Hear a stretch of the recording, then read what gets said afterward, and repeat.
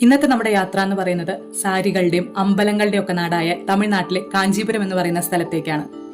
തമിഴ്നാടിന്റെ കൾച്ചറിന്റെ ഭാഗമാണ് മനോഹരമായിട്ടുള്ള ശില്പങ്ങളോട് കൂടിയ കൊത്തുപണികളൊക്കെയുള്ള അമ്പലങ്ങൾ. അപ്പൊ ഇന്ന് നമ്മൾ പോകുന്നത് ഇതുപോലുള്ള മനോഹരമായിട്ടുള്ള അമ്പലങ്ങൾ കാണാൻ വേണ്ടിയിട്ടാണ്. ഫസ്റ്റ് നമ്മൾ കാണാൻ പോകുന്നത് കൈലാസനാഥർ ടെമ്പിൾ ആണ്. വളരെ മനോഹരമായിട്ടുള്ള കൊത്തുപണികളും ശില്പങ്ങളും ഒക്കെയുള്ള ഒരു അമ്പലമാണിത്.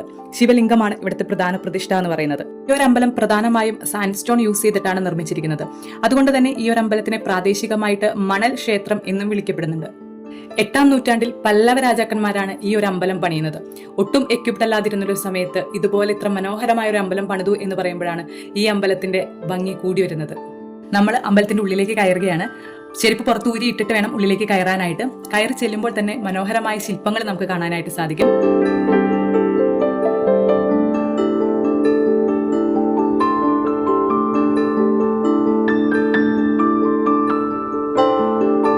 ഈ അമ്പലത്തിന്റെ ഉള്ളിലേക്ക് പ്രവേശിക്കുമ്പോൾ ഇവിടുത്തെ പ്രധാന ക്ഷേത്രത്തിന് പുറത്തായിട്ട് ഇതുപോലുള്ള ചെറിയ ചെറിയ മണ്ഡപങ്ങൾ കാണാനായിട്ട് പറ്റും. ഈ മണ്ഡപങ്ങളാണ് ഈ ഒരു ക്ഷേത്രത്തിന് ഭംഗി കൂട്ടുന്നത്. ഈ ചുറ്റുമുള്ള മണ്ഡപങ്ങളിൽ ചിലതിൽ വിഗ്രഹങ്ങൾ സ്ഥാപിച്ചിട്ടുണ്ട്. മറ്റു ചില മണ്ഡപങ്ങളിൽ ആളുകൾ ഇരിക്കാനും വിശ്രമിക്കാനും ഒക്കെ ആയിട്ട് ഉപയോഗിക്കുന്നുണ്ട്. ഈ അമ്പലത്തിന്റെ പല ഭാഗങ്ങളും കാലപ്പഴക്കം കാരണം അടർന്നു പോന്നിരുന്നു. അതെല്ലാം പുതിയ രീതിയിൽ പുട്ടി ചെയ്തിട്ട് അവരത് മെയിൻറ്റെയിൻ ചെയ്യുന്നുണ്ട്. പുതിയതായിട്ട് ചേർക്കപ്പെട്ട ഭാഗങ്ങളാണ് നമുക്ക് വൈറ്റ് കളറിൽ കാണാനായിട്ട് സാധിക്കുന്നത്. പഴയ ഭാഗങ്ങളാണ് മണ്ണിന്റെ കളറിൽ കാണുന്നത്.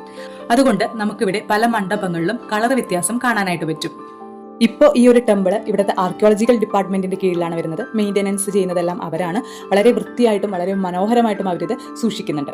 ഇവിടെ നമുക്ക് ഇന്ത്യയുടെ പല ഭാഗത്തു നിന്ന് വന്നിരിക്കുന്ന ആളുകളെ കാണാനായിട്ട് പറ്റും. വിശ്വാസികളായിട്ട് വന്നിരിക്കുന്നവരും ടൂറിസ്റ്റുകളായിട്ട് വന്നിരിക്കുന്നവരായിട്ടുള്ള നിരവധി ആളുകളെ നമുക്ക് ഇവിടെ കാണാനായിട്ട് സാധിക്കും. പല ആളുകളും ഗ്രൂപ്പായിട്ടൊക്കെയാണ് വന്നിരിക്കുന്നത്. ഇങ്ങനെ വന്നിരിക്കുന്ന പല ഗ്രൂപ്പുകളുടെയും കൂടെ ഗൈഡുകളുണ്ട്. ഈ ഗൈഡുകൾ ഇവർക്ക് ഈ അമ്പലത്തിനെ പറ്റിയും ഇതിന്റെ ചരിത്രത്തിനെ പറ്റിയൊക്കെ വളരെ വിശദമായിട്ട് പറഞ്ഞു കൊടുക്കുന്നുണ്ട്. അമ്പലത്തിന്റെ ഉള്ളിൽ പ്രധാന ശ്രീകോവിലിന്റെ ഉള്ളിലേക്ക് ഹിന്ദുക്കൾക്കാണ് പ്രവേശനം. അവിടെ നമുക്കൊരു നീണ്ട നിര തന്നെ കാണാനായിട്ട് പറ്റും. ഈ ഒരു അമ്പലത്തിന്റെ മറ്റൊരു പ്രത്യേകതയാണ് ഇവിടുത്തെ ടൈമിംഗ് എന്ന് പറയുന്നത്. അമ്പലം നട തുറക്കുന്നത് രാവിലെ 9 മണിക്കും നടയടയ്ക്കുന്നത് വൈകിട്ട് 6:30ക്കുമാണ്.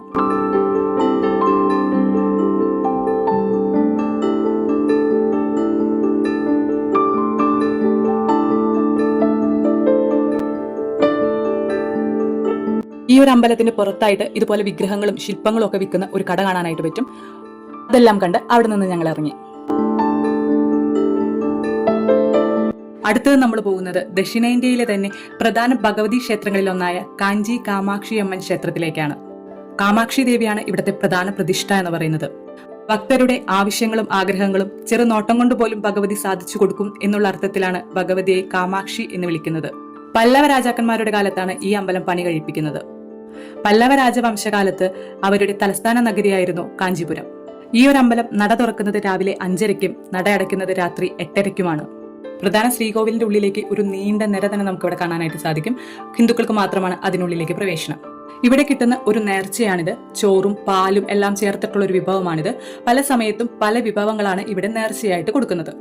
താമരപ്പൂവ് ഇവിടുത്തെ ഒരു പ്രധാന വഴിപാടാണ്. ഇവിടെ വരുന്ന ഭക്തർ താമരയും താമരപ്പൂ കൊണ്ടുണ്ടാക്കിയ മാലകളെല്ലാം ഇവിടെ വഴിപാടായിട്ട് അർപ്പിക്കുന്നത് കാണാൻ സാധിക്കും.